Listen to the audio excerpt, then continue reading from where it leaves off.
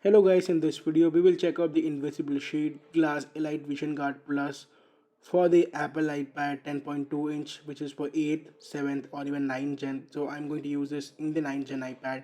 You can see it says digital eye strain, and it shows about how digital eye strain affects our eyes and how this glass shield help you with the blue light reduction and the usage of it. We quite often use our tabs on daily basis, and installing this is very easy. So in this video I'm going to show you how you can install this and how you can proceed with it. So as far as I know, this is one of the best tempered glass out there for the iPad, which is comes in a budget, and it's quite nice too. So opening up the box pack, you see here is the box pack, and the installation is very easy. Generally most tempered glass don't have easy installation, but this is quite easy.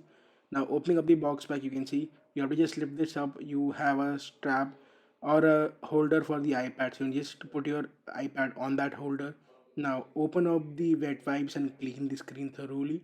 So I'll do that. Before that, I'll show you the user manual. So you can see it's written clean your screen, place your easy apply on your phone. You can just place the tray on your phone, put and place, peel and place, apply, finish, etc. So you can just pause the video and read how to do it. It's pretty simple process.